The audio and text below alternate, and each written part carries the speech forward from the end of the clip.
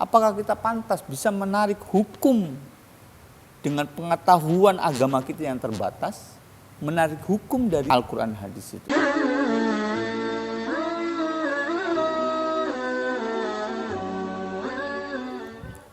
Assalamualaikum warahmatullahi wabarakatuh.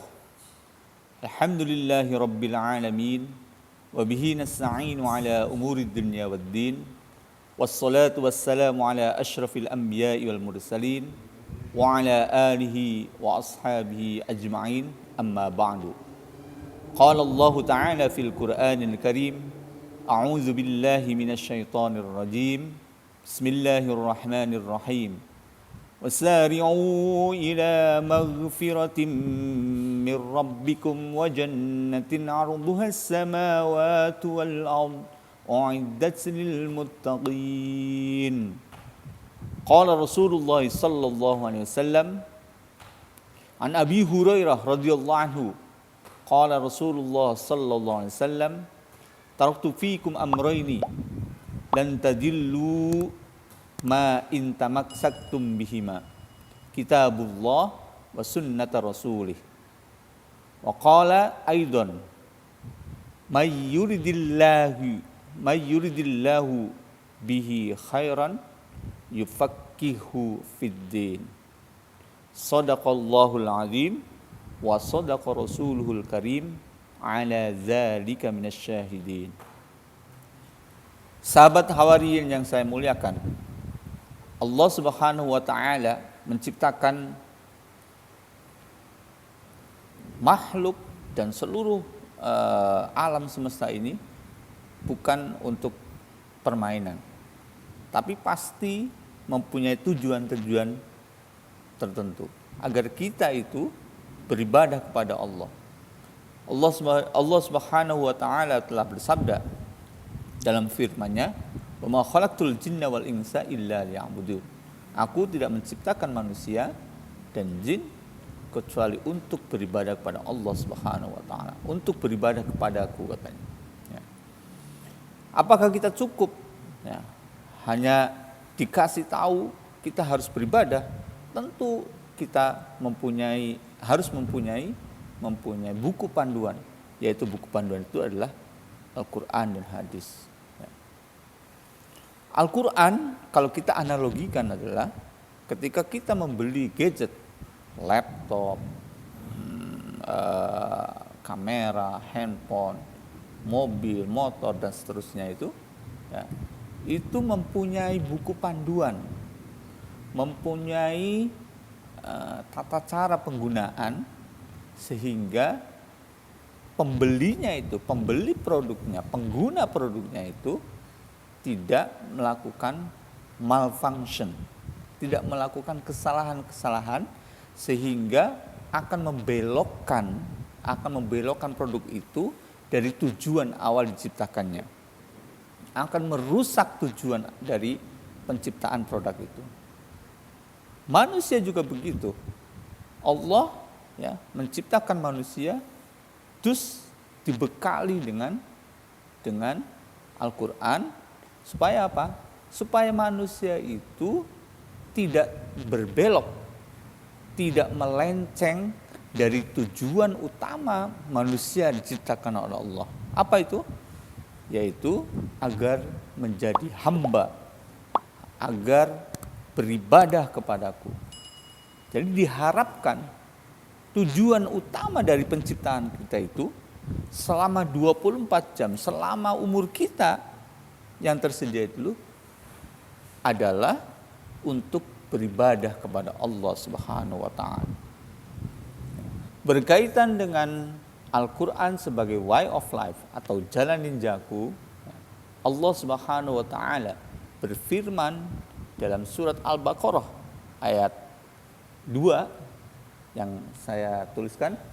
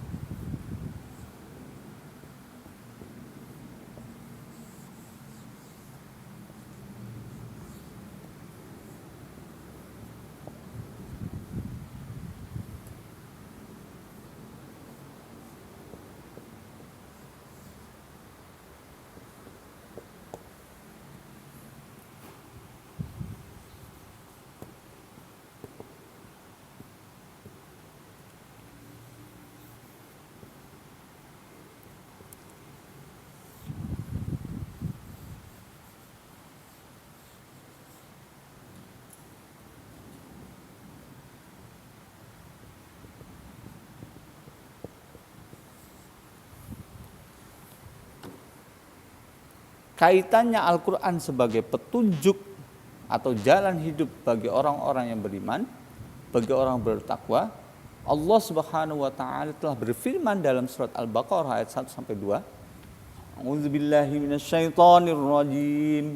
Bismillahirrahmanirrahim.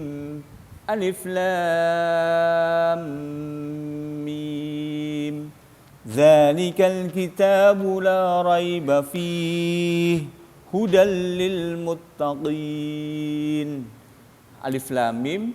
Dzalikal kitabu la raiba fi, kitab Al-Quran itu la raiba fi, tidak ada keraguan di dalamnya, hudal lil muttaqin, sebagai petunjuk bagi orang-orang yang bertakwa. Ya. Apabila kalau kita memahami dengan mafhum mukhalafah atau logika terbalik, apabila kita tidak memakai Al-Quran, tidak menggunakan Al-Quran, itu tidak menjadikan Al-Quran sebagai jalan ninjaku itu atau jalan petunjuk kita, maka kita dipastikan bukan orang-orang yang bertakwa. Na'udzubillah min dzalik. Artinya apa? Jadikan kita keluarga muslim kita, keluarga kecil kita, dan masyarakat yang di sekitar kita ajak agar menjadikan Al-Quran itu sebagai jalan hidupnya selama 24 jam selama hayat masih di kandung badan. Ya. Jadi dalam ayat ini sudah jelas, ya, ditaruh di pertama kali Al-Quran itu sebagai pengingatan kepada kita, diletakkan di surat Al-Baqarah, ya, setelah Al-Fatihah terus Al-Baqarah, dan diletakkan di ayat yang paling pertama setelah Alif Lam Mim. Tentunya kitab itu tidak ada, ya, kitab Al-Quran ini tidak ada keraguan di dalamnya, isinya valid semua, dan itu isinya petunjuk semua, ya. Hudal lil muttaqin, diulang lagi, petunjuk bagi orang-orang yang bertakwa, ya. Jadi di dalam Al-Quran itu semua ada, semua mengatur tingkah kita, semua ada di dalam Al-Quran. Ya. Oke. Kemudian selanjutnya adalah bagaimana kita memahami Al-Quran itu, bagaimana menafsirkan Al-Quran. Apakah kita berhak untuk menafsirkan Al-Quran? Apakah kita berhak untuk memahami Al-Quran tanpa panduan, tanpa bimbingan orang-orang ulama-ulama terdahulu? Imam Ahmad ibnu Hanbal, ya, mensyaratkan sampai 500.000 hadis yang harus dihafalkan, yang harus difahami ketika orang itu, ya, ingin, ya, mengajarkan ilmu agama. Artinya apa? Tidak semua orang berhak, tidak semua orang menafsirkan Al-Quran, ya. Sangat ketat sekali syarat-syarat yang harus dipenuhi bagi seseorang untuk menafsirkan atau menjadi mujtahid itu, ya. Menafsirkan Al-Quran, menelurkan hukum-hukum, itu sangat ketat sekali. Bahkan tadi saya bilang Ahmad ibnu Hanbal mensyaratkan 500.000 hadis yang harus dihafalkan, ya. Nah, tentunya dia juga harus hafal Al-Quran, kemudian ilmu bahasa, ilmu mantik, ilmu balaghah, ilmu lughah, dan seterusnya, ilmu nahwu tentunya, ya, ilmu nahwu, sharaf, dan seterusnya, ya. Jadi bagi kita yang orang awam ini, apalagi kita bukan natik bil lughah arabiyah, orang yang berbicara dengan bahasa Arab, itu ada baiknya, ya, sebaiknya kita tidak memahami Al-Quran kecuali dengan, ya, rujukan-rujukan dari ulama-ulama besar yang tentunya sangat memahami aspek-aspek yang ada di dalam Al-Quran itu. Aspek-aspek dalam Al-Quran itu begitu luas, aspek sejarah, aspek muamalah, aspek syariah, ibadah, akidah, dan seterusnya itu, ya. Kita tentu pasti seorang fakir ilmu itu kita pasti membutuhkan bimbingan dari ulama-ulama salaf yang terdahulu, yang begitu mumpuni dalam ilmu-ilmu yang disyaratkan untuk menafsirkan Al-Quran. Baik, kita akan masuk ke fikih. Ya. Fikih itu apa sih? Ya. Fikih adalah ilmu-ilmu yang membahas tentang syariah, tentang hukum-hukum, ya, tentang hukum yang bersifat amaliyah atau pekerjaan, dan diambil atau istinbat atau diambil dari dalil-dalil yang tafsili, dalil-dalil yang terperinci.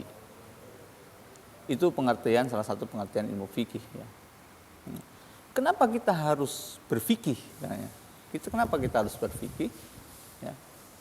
Karena dalam kita melaksanakan ibadah-ibadah yang diwajibkan oleh Allah, tentunya kita tidak semena-mena atau tidak semau sendiri menafsirkan, ya, dalil-dalil tafsir itu. Tentu butuh panduan-panduan, sekali lagi butuh panduan-panduan ulama-ulama salaf yang lalu, ya, di mana ulama salaf itu, ya, telah meracik begitu luar biasanya sehingga menjadikan ilmu fikih itu mudah dipahami, mudah dikerjakan oleh kita. Ada salah satu contoh, ya, salah satu imam besar ketika menjelaskan tentang haid, ya, bagaimana fenomena haid, berapa lama, dia mengadakan survei kecil-kecilan, ya, untuk mencatatkan berapa lama haid seseorang yang normal, berapa paling cepat haid itu, dan berapa umumnya haid itu. Jadi ulama besar itu dia mengadakan survei, dia berdiri di pojok pasar itu dan menanyakan wanita yang lewat, ya, wanita yang lewat di pasar itu. Segitu hati-hatinya seorang ulama itu, imam besar itu, untuk menjelaskan tentang haid. Dia mengadakan survei di pasar itu dengan mencatat dan menanyakan perempuan-perempuan yang lalu lalang di pasar itu, dengan menanyakan, ibu berapa lama biasanya ibu haid? 15 hari, catat. Berapa lama, berapa paling cepatnya? 3 hari. Dia tanyakan semua itu, sehingga kemudian dirumuskan dalam kitab fikih itu, ya, bahwasanya untuk menjelaskan tentang fenomena haid itu dia begitu rinci, dan itu fenomena yang terjadi di masyarakat. Jadi fikih itu tidak terlepas dari fenomena-fenomena yang terjadi di masyarakat, gitu. Jadi kenapa kita berfikih? Kenapa kita harus berfikih? Ya, sekali lagi, kita tidak mampu untuk memahami, ya, apa yang ada dalam hukum, ya, apa yang dalam hukum di dalam kitab-kitab fikih, kitab hadis ataupun Al-Quran. Ya. Terus kemudian ada anjuran kita harus kembali kepada Al-Quran dan hadis tanpa bermazhab atau tanpa berfikih. Kalimat itu bisa benar dan bisa tidak. Benarnya apa? Iya, memang kita harus diwajibkan kembali kepada fikih. Salahnya apa? Salahnya adalah kalimat itu adalah apakah kita pantas bisa menafsirkan sendiri? Apakah kita pantas bisa menarik hukum dengan pengetahuan agama kita yang terbatas, menarik hukum dari Al-Quran hadis itu? Maka untuk kita tidak salah memahami pesan yang ada dalam Al-Quran, kita butuh bimbingan atau kita butuh pendapat-pendapat ulama besar yang tentunya mereka itu sangat expert, sangat memahami apa yang ada di dalam Al-Quran. Dan tentunya mereka itu adalah sangat layak dengan pengetahuannya, mengetahui ilmu balaghah, ilmu lughah, ilmu bahasa, ilmu stylistik, ilmu nahwu, ilmu sorof, ilmu bahasa Arab, tafsir, sejarah, sehingga bagi mereka yang kita sebut dengan mujtahid itu, ya, itu layak untuk menafsirkan Al-Quran dan hadis.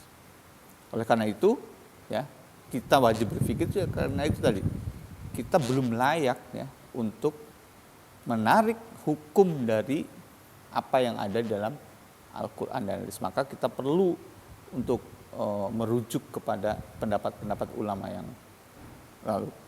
Maksud diadakannya kajian ini tidak lain adalah semangat kita coba berusaha, ya, semangat dari hadis Nabi, may yuridillahu bihi khairan yufaqihu fiddin, yang artinya jika Allah menghendaki seseorang, ya, menghendaki seseorang untuk jalan menuju kebaikan, maka Allah akan memahamkan dia di dalam agamanya. Jadi mudah-mudahan ini adalah usaha kita, usaha bersama kita, agar kita mudah-mudahan kita yang di sini pendengar, pemirsa channel Hawariyin ini, ya, difahamkan Allah, ya, difahamkan Allah dalam agama yang agung ini, yang akan menyelamatkan di dunia dan akhirat. Minggu depan insya Allah, kalau kita diberi kesempatan waktu, berkekuasaan umur oleh Allah Subhanahu wa taala, kita akan membahas tentang puasa dari aspek fikih, ya. Mulai dari mungkin sejarah, ya. Kemudian filosofi, kemudian salat wajib, terus kemudian rukun puasa dan yang membatalkan puasa. Kita akan membahas itu semua. Mudah-mudahan kita diberikan kesempatan untuk membahasnya. Demikian uraian saya. Nah, mudah-mudahan bermanfaat bagi Anda sekalian, bagi kita, khususnya bagi saya dan bagi kita semua. Billahi taufiq wal hidayah. Wassalamualaikum warahmatullahi wabarakatuh.